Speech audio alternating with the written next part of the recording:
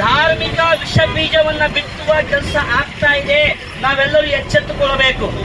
ಆದ್ಮೇಲೆ ಈ ದಿನ ನಾವು ನೋಡ್ಬೇಕಾದ್ರೆ ಈ ಒಂದು ಘಟನೆ ನಿಜವಾಗ್ಲೂ ಅತ್ಯಂತ ಹೀನಾಯ ಒಂದು ಘಟನೆ. ಅದು ಯಾರೂ ಸಹ ಅದಕ್ಕೆ ಸಮರ್ಥನೆ ಅಥವಾ ಅದಕ್ಕೆ ಯಾರು ಸಪೋರ್ಟ್ ಮಾಡುವಂಥದ್ದು ಇಲ್ಲ.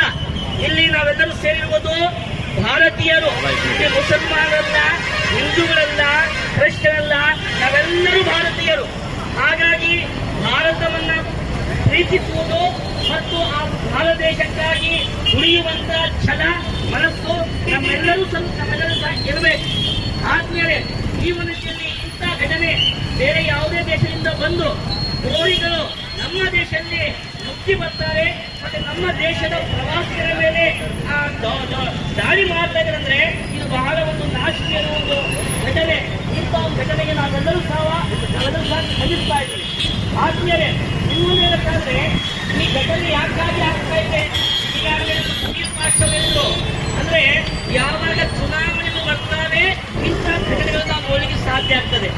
ಆದ್ಮೇಲೆ ನಿಜವಾಗಿ ಬೇಕಾದ್ರೆ ನಮ್ಮ ರಾಜಕೀಯ ವ್ಯವಸ್ಥೆ ಇದೆಯಲ್ಲ, ಈ ರಾಜಕಾರಣಿಗಳು ಯಾವ ದಿಕ್ಕಿನಲ್ಲಿ ಒಯ್ತಾ ಇದ್ದಾರೆ ಅನ್ನೋದು ಅರ್ಥ ಆಗ್ತಾ ಇಲ್ಲ. ಆದ್ಮೇಲೆ ಈಗ ಬಿಹಾರ್ ಚುನಾವಣೆ ಇದೆ.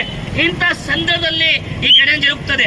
ಇದೇ 8ನೇ ತಾರೀಕಿಗೆ ಅಮಿತ್ ಶಾ ಅವರು ಗೃಹ ಸಚಿವರು ಆ ಕಾಶ್ಮೀರಕ್ಕೆ ಹೋದಾಗ ಹೇಳ್ತಾರೆ, ನಾವು ಇಲ್ಲಿ ಸಂಪೂರ್ಣವಾಗಿ ವ್ಯವಸ್ಥೆ ಮಾಡಿದ್ದೀವಿ, ಯಾವುದೇ ದುರ್ಗುಣಗಳು ಇಲ್ಲ ಅಂತೇಳಿ. ಆದರೆ ಕೇವಲ 20 ದಿನದ ಅವಧಿಯಲ್ಲಿ ನಾವು ನೋಡಬೇಕಾದ್ರೆ ಇಂಥ ಒಂದು ಪೈಶಾಚಿಕ ಒಂದು ಘಟನೆ ಜರುಗ್ತಾ ಇದೆ. ಆದ್ಮೇಲೆ ಈ ನಿಟ್ಟಿನಲ್ಲಿ ನಮ್ಮ ಕರ್ನಾಟಕದ 3 ಜನ ಅಲ್ಲಿ ಹತರಾಗುತ್ತಾರೆ.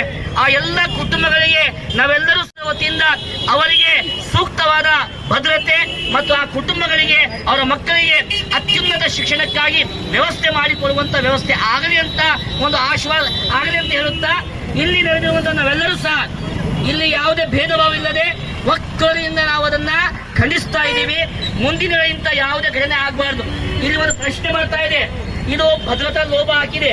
ಈಗಾಗಲೇ ಕೇಂದ್ರ ಸರ್ಕಾರ ನಿನ್ನೆ ದಿನ ಮಾಡಿರುವಂತಹ ಸರ್ವದಳೀಯ ಸಭೆಯಲ್ಲಿ, ಸರ್ವಪಕ್ಷ ಸಭೆಯಲ್ಲಿ ತಪ್ಪು ಅಂದ್ರೆ ಲೋಪ ಆಗಿದೆ ಅನ್ನುವಂಥದ್ದನ್ನ ಒಪ್ಪಿಕೊಂಡಿದೆ.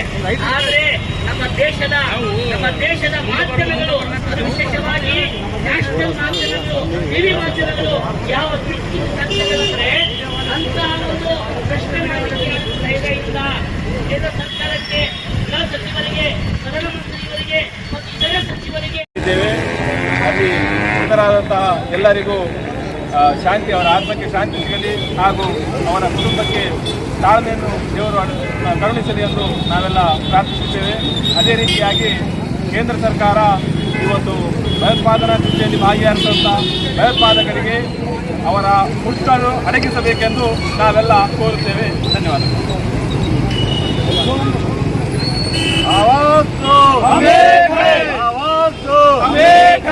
ಏನೇ ಬರಲಿ